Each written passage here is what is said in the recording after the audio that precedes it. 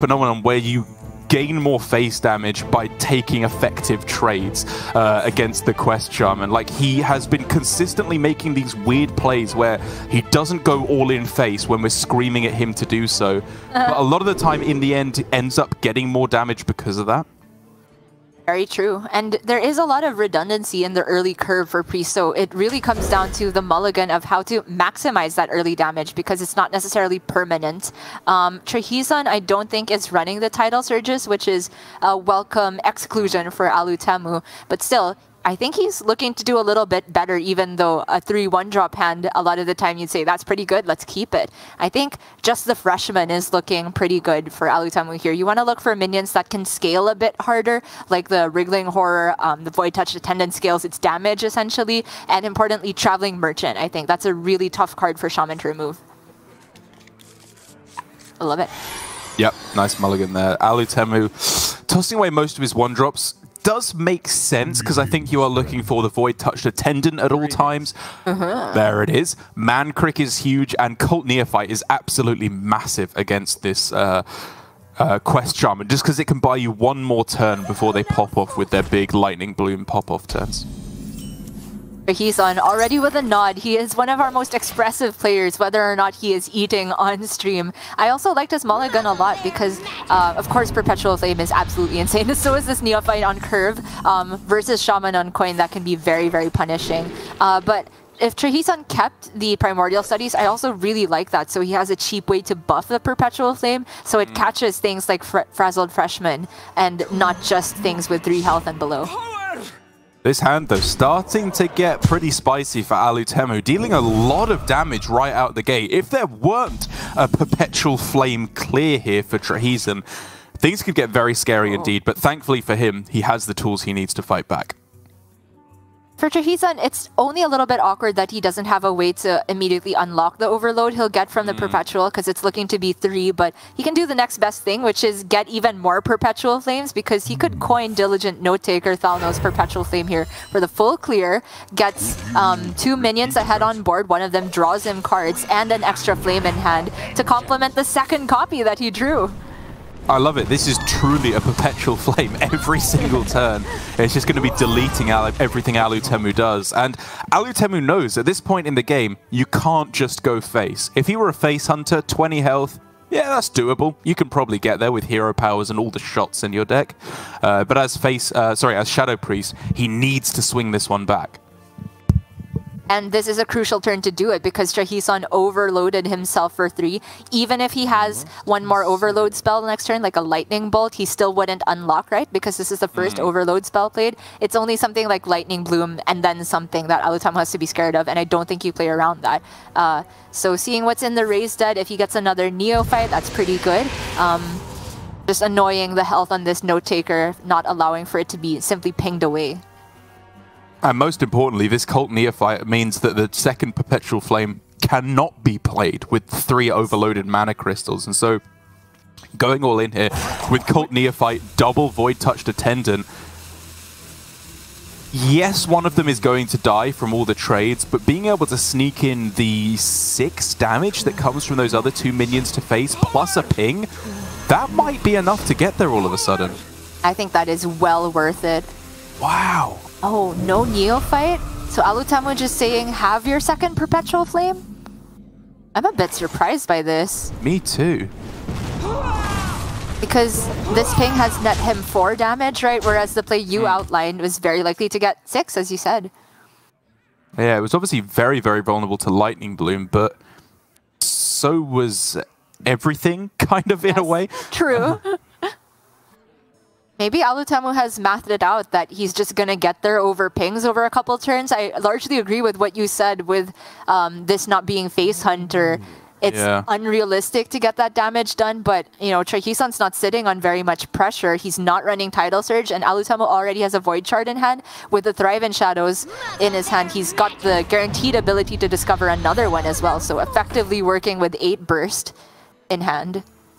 Yeah, I am still a little bit surprised by that play. Like, he does have second Thrive plus Void Shard, which is guaranteed to be 2 Void Shards if he has enough time to get there. But even factoring all of that in, that's still not lethal. It still needs to be a little bit extra in order to be able to get there. Like 6 pings more he needs to get there. Well, 3, right? 2 Void Shards is 8 damage, 3 pings is 6. Oh yeah, sorry, yeah. But it is slow for sure. This Elucia makes things very interesting now, but Alutemu set up the kind of hand that doesn't want to see Elucia. He has to dump everything, right? Because if he gives trahison a Void Shard, then trahison's healing for 4. Yes, but if you can go Void Shard next turn and then find Lightning Bolt from your opponent or Serpent Shrine Portal, like, maybe that's the extra burst you need to get there. That's true. It's this turn 7 that's a bit awkward for Alutemu, but for trahison here, I'm taking this Rock Biter, I'm shipping it face. If he can't find healing, the next best thing he can do is just burst onto the board. Alutemu doesn't run any removal. Yeah, I agree. Wow, I was going to say that Molten Blast looks a bit dubious because of board locking yourself. But I guess the only minion that you really want to play here is Canal Slogger, and it only gets value if they have played a minion anyway. Love it. Yeah, it doesn't set up 2-turn lethal even with the extra 3 damage, right? So I'm unconvinced. Maybe that extra cycle with the immediate 3 damage from Rock Biter. It's the same as Molten Blast, but 1 extra card, right? Okay, Alutemu gonna go ahead and cycle first. Largely a formality because I'm almost certain this turn is Thrive into Void Shard. Or well, he wants Thrive to ping, right? Yeah. It really depends if he wants to Elucia the next turn, right? Because what you said about Lightning Bolt is a possibility, and there are some hands from Trahison that just kill Alutemu on the spot if he doesn't get this lifesteal. Oh, but he just sets up lethal if he goes ping, right? Like, it's how so much close. damage is on the board? There's 7, 10, 11. It has to be double damage spell, like either Lightning Bolt or Serpent Shrine, and you've already seen 1 Serpent Shrine doesn't do it. True. It's super close. It's really close. It's kind of the same the way it works out, either Void Shard or Elucia, because if they have the Lightning Bolt, they're gonna play it next turn. Right. Or maybe if you go Void Shard, maybe they're incentivized to not play burn spells, right? Because it might not be lethal. Because Alutemu healed for a bit. Yeah, sure. I don't know. Investment. I mean, you're taking both, right? You just want... Wow, I don't think you do. You're at 4. You need maximum mana to find some type of healing here. Or lethal. Oh, Storm Strike plus Molten Blast. Just short That's again. Bloom. Yeah, I mean, it doesn't get there. 7, 11, plus 3, plus 3. Yeah, it just doesn't, because of the lifesteal. Because of the lifesteal. I mean, Alutemu played around it. And now there is a Storm Strike in Trahison's hand. Unless he's going to play it to play around Elucia. But even if he does, then the Molten Blast will be left. He has to bloom and play both. Yeah. No way. I don't think you do that. Oh, I don't know. If you think it's exactly Elucia, then you do that, but... I mean, that would be an insane read to make.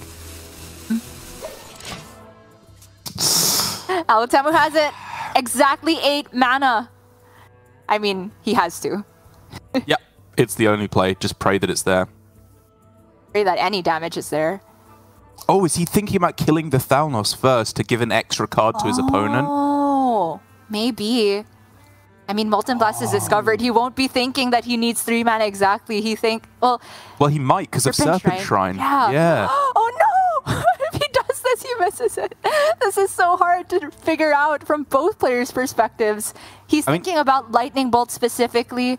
Oh, but there's Lightning Bloom in Trahison's hand, so Alutemu can still get it. Yeah. He's fine either way. It doesn't matter. But this was a very tough decision to work through whether or not it was even correct. Oh. So close indeed. Damn. That was such an interesting game from Alutemu. There were like 3 discrete decisions that I think I would have made very differently. And some of them I still kind of think were correct, like going ping face instead of the Cult Neophyte, I still have questions over. But getting those extra pings face, getting the Void Shard to go face to prevent lethal, that was a play I definitely would not have made. I would have just set up guaranteed or very likely lethal on the following turn and accept that they can possibly kill me. It's just so difficult to figure out because both lines were very valid, right? Because there's a world where if you Elutia, they don't have any damage, you look stupid. And there's a world where if they do have any damage, you just die if you didn't take the lifesteal and you look stupid. It's just so hard to make the read. I'm not really sure how much information Alutemu had to work with there, but it worked out really well for him. Now that I look at it again, he would have gotten there even without the Lightning Bloom, right? Because he still could have gone Novice Zapper and Molten. Or the Serpent Shard that he got off of the Guardian Og Merchant onto Thalnos Draw. Like, he also had to make that tough decision of whether it was worth spending that 1 mana to get another card in Trahison's hand. And it worked out. Just such a cool game, honestly, right out the gate. And for Alutemu to decide that early on that he needed to weave in the pings, having seen the Void Shard and second Thrive in the Shadow's hand, that's just so much foresight you need, which you don't often see from an aggressive deck. Yeah, clearly understands the matchup very, very well indeed. As, you know, I was saying that earlier on that Hunter feels like he can get there because of the abundance of burst damage. And so, Alutemu kind of created that burst damage again by just pinging face every turn. A cool game. And even at the end, that decision, it would take me a million years. I'm not the statistician. I'm not a statistician by any stretch of the imagination. So figuring out exactly whether it was better to go with the Guardian Orc Merchant because of the 1 extra mana you lose is a very interesting proposition. But at the end of it all, Trahison now switching over to what he believes is his best counter after losing a favorable matchup, which is the mirror, the last thing you want to see in a last hero standing matchup. Yeah, it already feels like desperation for Trahison here because he does not want to have to queue the mage into Shadow Priest, even if he has the spicy bread baker tech. That is actually the name of the card, Spice Bread Baker.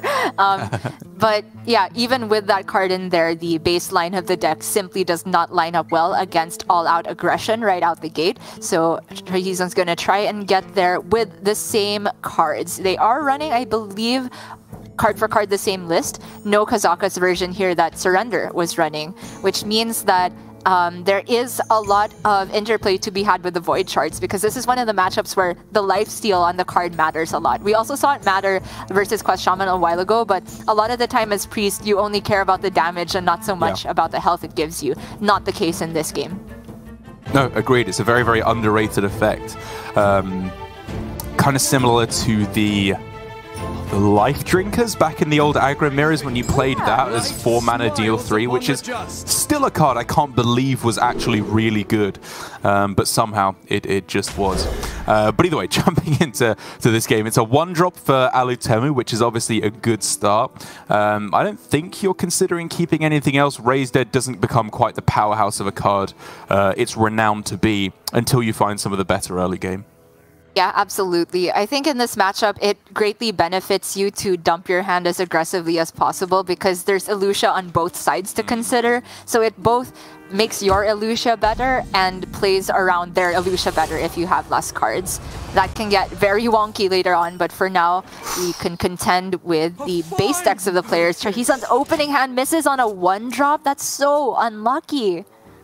I mean, Alutemu taking a sigh of relief there. That tells you everything you need to know. This is the purest of board control aggro matchups. Missing a 1-drop when you're going first is a disaster. You cannot do that in this matchup because now Alutemu has so much initiative. This Wriggling Horror further capitalizes on that advantage he's gained, and it's looking to be a great spot already. Even though the Neophyte locks out the Og Merchant being able to come down alongside it, the Wriggling is fine. Ping is just fine as well. Because I can see a world where Alutemu goes for Mancrick the next turn and then just holds on for the Merchant alongside the Og Merchant on the next turn. Yeah, just developing stats. This Mana Feeder Battle Cry quite correctly not being utilized this game. Oof.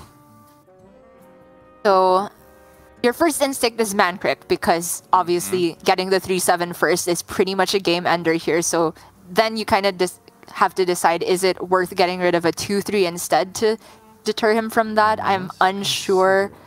The Aug Merchant isn't really doing anything particularly good here, but the Void Touched Attendant is another threat on the board that doesn't just straight up die to the Panthera. Can be a play alongside Mankrik. Yeah, it looks like maybe he's gearing up for Void Touched Attendant, Wriggling Horror, Value Trade, and then Aug Merchant to kill off the Mana Feeder, which then does protect the the Void Touched Attendant from dying through pretty much any means. It has to be like Void Shard to kill it off here, which would be a disaster for Trahison on 4 mana. This play definitely gets Alutemu tons of initiative. Having tons of small minions is really good in the aggro mirror because you get more flexibility with how to do the trades. My only issue is that it will make him float a mana very likely next turn, but it's probably worth missing out on that with the amount of tempo he's just gained, especially since the Traveling Merchant can just go up to a 5/6 immediately. Yeah, that Kulturan Chaplain does maybe complicate things because of mana efficiency, because again you do kind of want to kill off this Mana Feeder so that it can't be trade and hero power to kill off the Void Touched Attendant. But as you say, it is a 3 mana 5/6. Everything else probably pales in comparison. Yeah, Alutemu decidedly floats 1 mana across 2 turns. He knows it's worth it. If Trahison's turn is 2-3 into 2-4 and ping, and then only has 3 mana left to spend, I think that's a big win for Alutemu. And prioritizing the 5/6, have it preloaded so he has an easy answer into the Homunculus that wakes up this turn, I think is very smart. Wow, leaving up the Void Touched Attendant. It's a brutal play to make and just spending everything on removal. And it's all the legacy of missing that 1 drop on 1. Alutemu so securely in the driver's seat. Trahison gets to, fight back reasonably for the first time this turn because Alutemu can't actually cash out on the Attendant's effect this turn behind this taunt wall. He does, however, get 2 easy value trades and a ping to make if he wants. Alternatively, just go Mankrik, Kulturan, and soften the Homunculus. Kind of like killing it off immediately, though. Really? I was kind of leaning towards just getting more stats on board. Like, you don't even have to trade into it necessarily. You could That's true. Leave it in play and then go Void Shard to kill it off on the following turn. The scary part is perhaps Wriggling Horror because putting attack on the Void on the Homunculus is when things start to get very scary because it takes much more efficient value trades instead of you being able to go for 2 attacks. Option number 3 for Alutemu is kill it off and still get the Kulturan down, delaying Mankrik altogether. I think this is fine as well. Yeah, it kind of leaves the only play now, Kulturan, and hero power to kill off the Void Touched Attendant. Yep.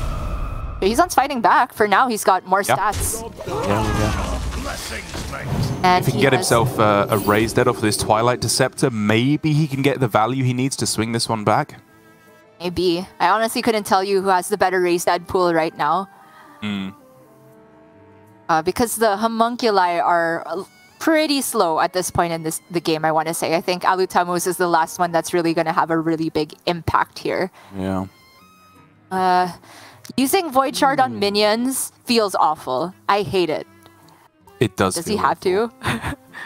It's just the awkward fact that nothing kills anything else in 1 hit, especially when you factor in another Kulturan Chaplain in Alutemu's hand. So do you just ignore everything then and allow your opponent to make the trades? It's not like they're taking especially strong value trades, because anything left at 1 can be pinged or traded back into.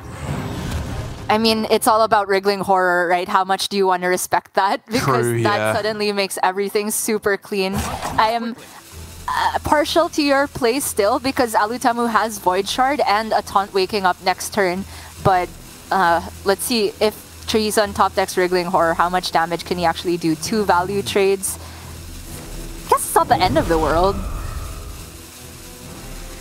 Okay. Okay. Ooh. This Thrive gets either Raised Dead or Void Shard, and because it's effectively the same as Twilight Deceptor, as long as Trahison sends something face, then it's better to play the Deceptor. But does he have the right to send anything face? I guess he does. Yeah, again, it's so awkward. Like, you want to be able to go Void Shard plus hero power to be able to effectively clear the board. Going instead with the Raise Dead and gets a good use of his mana. Once again, he's pulling further ahead on board. Maybe I spoke too soon about the Homunculi being too slow. It does wake up in 2 turns, and Alutemu is certainly more threatening at the moment, but Trahison has managed to go wide even after missing the 1-drop. Mana Theater for Alutemu is a big deal. He is lacking on resources because, again, Void Shards, as long as you can help it, you want to save those to just close out the game rather than dealing with minions. Oh, it's so close. Alutemu is still somehow managing to keep up with the value. Draws Minder and Elucia as well. Oh, you gotta go face now, right? Like, I guess again the wriggling horror. It's such a clean value trade, but you've got Void Shard. You can steal more damage with Elucia as well. No, I think this is the right time to go face 2 because the wriggling actually doesn't help that much for Trahison, right? He can only kill the 2 minions even with wriggling horror on this board. I guess with the ping, it's still just 2 minions, right? Quickly. Oh, 3, right. So he would wriggle and then ping the 2-5, trade 1-3 attack minion, trade the other 3 attack minion into a 2-3, and then 2-3 into Mankrik. Oh man, it's so close. It's really, really close. Okay, ZT again. Alutemu has plenty of health to work with. Maybe he's just trying to be patient here. But now finally it looks like a time where Benedictus is actually pretty good, just as one of the bigger minions in the deck. And you can still go with, I guess, Homunculus. You don't really want to go with Void Touch Attendant when your opponent can go face. True, that could be actively bad for Trahison here. Just ping away the Mankrik as well. And don't bother hitting the 2-5 because, oh, I thought because he has Benedictus. But he's gonna damage it. Again, I guess playing around wriggling horror. And so now all of a sudden this does actually become a pretty clean turn for Alutemu. The Void Shard Kultiran hero power means that he can clear up the board in its entirety, take nothing but value trades, and send the rest face. He's finally, I think, starting to pull ahead. Is this the matchup where you AVT? It's finally come true. Yeah, but the Void Shard ping to get rid of Benny looks really clean indeed, I agree. I guess the Homunculi on either side waking up the next 2 turns for Trahison is going to be a bit of a painful factor for Alutemu. That's true. But the thing is, if you send everything face, again, because Void Shard on the other side for lifesteal is always a possibility, I don't think you can afford to do that unless it's just lethal the very next turn. Yeah, if you're throwing away board control completely, then that can get a bit scary. But I don't know, at the same time, like going face here instead of value trading these smaller minions, is that even throwing away board control? What's the worst that they can do? Even if they have wriggling horror, they're still just trading evenly with the rest of your minions. I mean, it's the fact that there's Homunculi, I guess, that can eventually protect them, but sure. It's only one next turn and another the turn after, but you can see Alutemu is not sure at all, and you can't blame him. Elucia looking like she's going to be a 3-mana 1-3 for both players at this point, because Rahisa's going to dump every card he can set his sights on. Okay, insta Void Shard here to just try and wrestle back board control, and of course gain a bit of health. Pings and trades. I guess you'd rather have a Kultiran in their pool than a Mana Feeder at this point because it's becoming a top deck war. Yeah. Oh, is it really these homunculuses that are going to swing things back for Trahison? Like, they're so big. It's 10 health to get through. They're super relevant. And it's often like 12 health, right? Because everything has 2 attack. I stand corrected. I said a while ago the homunculi are too late, but it's been so tense and so back and forth this entire time that Trahison has enough time to hide behind these taunt walls. Alutemu slowly falling behind here. He's going to get 1 draw with the Twilight Deceptor, but it means he has to send Panthera face. That's fine. Deals 3 damage as well, right? Ray's dead. Oh, but there's an attendant on the other side. Yeah, missing out on Mankrik there really was brutal. Oh no, sorry, missing out on the... Thrive. Thrive into Mankrik, yeah. He has to raise that almost certainly. Oh, take 4 damage? Yuck. I mean, he has health to work with, right? Yeah. Trahison used a Void Shard on a minion. His own burst is severely limited by this point. Alutemu still needs to win the board. Traveling Merchant is a great way to do that. But can you even play this Void Touch? Like, your opponent deals... It would just be like lethal if you play it. Yeah, you don't play it. It's just the Merchant. And if Trahison gets too carried away with his own trades, it's lethal the other way. But he has a very healthy amount of damage still going face, right? 6, 15. 10. Yeah. Or 13, sorry. Yeah, 13 as I count it. Including the ping. And because it's not lethal, he has to take some trades, but eternally leaving minions at 1 health is where it gets so awkward. I guess Trahison with the Arg Merchant is a little bit happier to see those 1 health minions, but it still feels like overcommitting pings here and there. Oh, man. I can't believe how back and forth this one is. I've been calling it, like, almost calling it over one side or the other, you know, every other turn for 5 or 6 turns now. I was wondering if he could get fancy with putting Divine Shield on the Homunculus, but it largely works out the same way, right? Because there's a 6/7 on the other side. Just takes a ping and 1 smaller trade and then the big trade. Ooh. Oh, man. It's big, but he probably has the health to work with, right? He can go for trade. Obviously kill the Void Touched Attendant. Yeah, if he does this trade, sorry, it takes not on. 5, 7. This trade, and then ping to one of these. There would be 5 left on board. If he plays Void Touched Attendant, that's effectively 8 on the other side and a ping. But then Void Shard for Trahison as a top deck is lethal. I don't know if he can get away with playing the Attendant. But he might have to take that risk just for the 1/3 body. It also allows him to play Alusha. I think you take that risk as Alutemu. There's no Void Shards. Oh no, there's 1 Void Shard left in his deck, right? So his opponent could draw that, is the disaster. But that's the maximum burst. Even if it's Wriggling Horror, Alutemu's alive. So I think he just plays everything, but he says no. Playing for safety here. And to be fair, he has pretty much the full grasp on board control by this point. And so Trahison knows he has to trade here at this point. He's just dead if he goes face. Yeah, something has to go into the 2/2. Probably just a ping. He does this, plays this onto the board, sends 5 damage face, and then still doesn't even have a Void Shard top deck for lethal.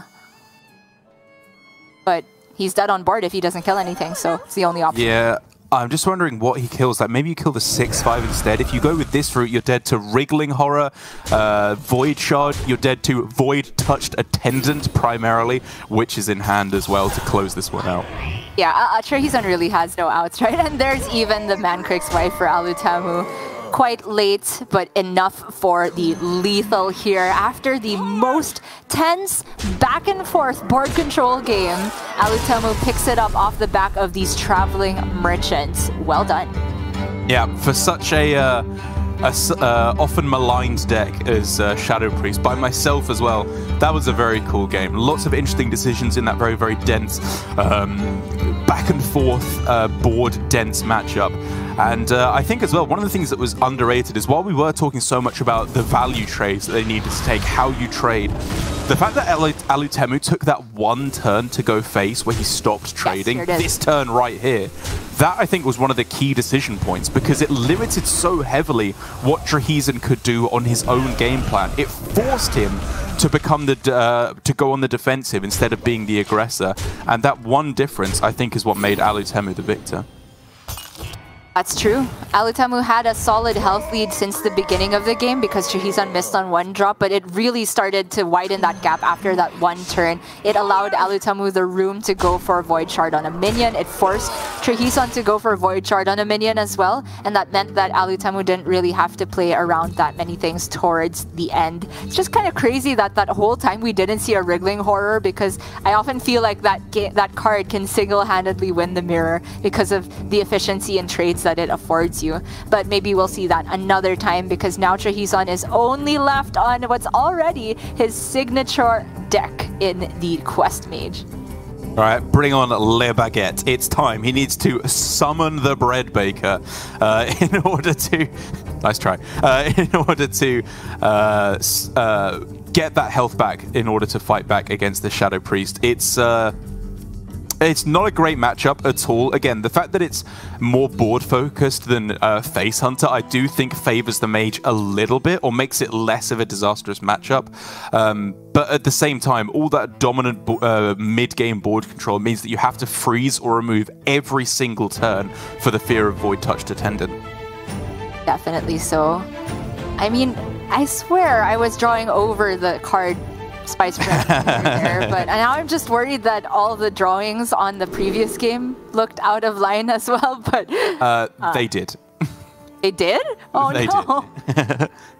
Okay, I got them. We got this fixed. Yeah.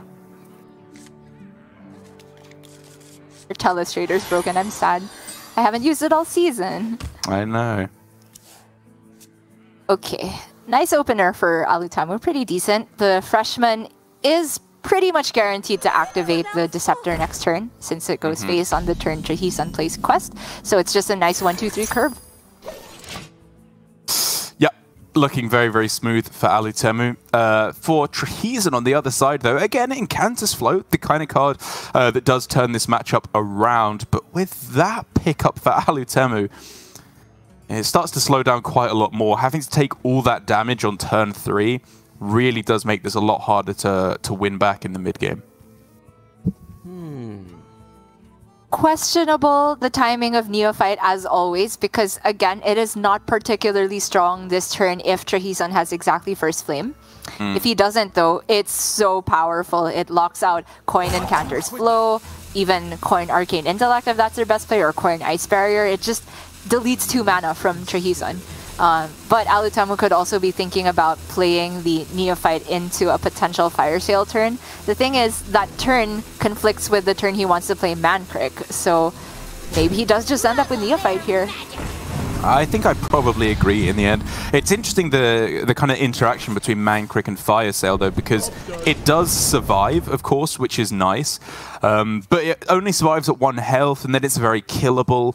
I don't know. I think I like just going with the Neophyte here, trying to sneak in some extra damage. That is how you often win this matchup. And now, with Guardian Orc Merchant plus 2nd Neophyte, I think you just take advantage of the fact that they clearly can't answer anything. True. It's close. I mean, the ping from trahison on Frazzled Freshman tells Alutemu nothing clear, honestly. It could mean Coin Fire Sale. It could mean they have Ignite plus Brain Freeze, like trahison's case right now. But I guess both those cases, Mankrik doesn't die, so Alutemu's just going to get it on board right now.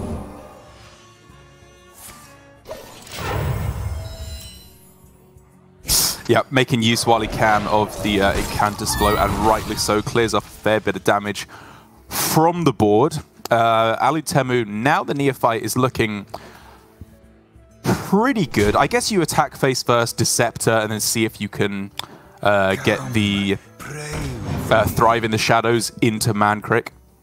That'd be insane. Oh, that's the worst one. Raised Dead was better too. Yeah. I was gonna say from trahison, I was interested in him brain freezing Neophyte over maybe Mankrik just because of Raised Dead, and also because he had Ruined Orb Ping to deal with 3-1 Mankrik and the Neophyte next turn. It still removes 3 damage for the immediate turn, right? Yep. And also here, the Devolving potentially could have removed another Neophyte from the pool, but I don't begrudge him not playing it here because it wasn't guaranteed to give him a good Ruined Orb target. Yeah, I think as well the point of this turn was for quest completion. That was kind of funny. It turned into a Neophyte. And this allows him to get that a little bit closer towards completing it, even if it does, as you say, add the Neophyte into the Raised Dead pool. And now it's looking actually okay for trahison. This double Ice Barrier, I think, comes in just in the nick of time. If it was 1 turn later, it might be too slow and just pings and Void Shards could get there. But coming in this turn, it could be enough to stabilize. True. It's an interesting timing though, because if the turn from trahison is barrier second flow, Alutemu can remove 7/8 of the barrier immediately just on board. Yeah. Which is, you know, still a win for trahison because he's bought the time to play flow and progress his quest even further. Gonna play the hot streak just to see what the discover is. Oh, ignite. I think he wants more ignites in the deck right now, but just because it's a fire spell, I could see that. Yeah, just remove some damage, like even if that's just on the Guardian Orc Merchant. Oh right, he played hot streak. Yeah, that's yeah, exactly. Yeah. Yeah, that allows him to play flow instead of going for the ping here. It's a big deal. But now Alutemu has to make the executive decision of whether he's even gonna pop this barrier in the first place, because he is sat on double Void Shard. Lucia? Oh, that's the nuts. I don't think you do attack anymore. I think you just go Void Shard, ping, Elucia, and that just gets you there, right? Unless they've played all their burn from that hand, but I guess, I mean, they've played double flow, so it's kind of hard to put trahison on having cards left in hand at any point in the game. He might be aggressively dumping. He'll have Elucia in mind, potentially. He's played a bunch of ignites though, right? Like the chances of him drawing ignite is not... it's reasonably high. Well, this turn is certainly Void Shard ping. I just don't know whether Alutemu attacks or not, because it's not unrealistic to say that he gets another 5 damage from this board next turn again, which if he attacks twice, that's net 1 damage, 2 damage through the ice barrier. Yeah, it's the threat of second barrier, it's the threat of flurry. I think, in my opinion, he's in a good enough position. Even if Elucia completely blanks, I think just by going ping, Void Shard, ping, ping, ping, he just gets there. Okay, yeah. I can see it. The only X factor that we're not considering here is the additional source of healing that trahison is running, the Bread Baker. But that's very true. They need a hand to get a good Bread Baker. And if they have a hand, then your Elucia is doing tons of work. So I like the decision from Alutemu overall. Okay, that's quest completion. Dawn Grasp available next turn with a cram session. That can build up a hand. Maybe he can get himself that Spice Bread Baker to heal up out of range. Where's his bread? He needs it again! You need to summon it. Yeah. Okay, well... It's so clean for Alutemu Tour Guide to make sure he has maximum mana to play with Elucia next turn, just in case he needs it. Yeah, that's like the best top deck in his deck, actually, weirdly enough. Trahison, even if he goes Dawn Grasp Cram Session, there is no mana to play the Bread Baker if it comes off the top. If he can discover somehow... Oh no, he's not running... the Mana Biscuit, right? No. And he can't get it for 0 mana, even though he's played double Incantus Flow. It's not there. Just doesn't cram either. I think both play, whether you play the cram or not, it's weak to Elucia, right? Because this way, Alutemu might not immediately kill him, but it removes all of Trahison's card draw. But Trahison, not even a flinch there at the Elucia. I think he knew what was up.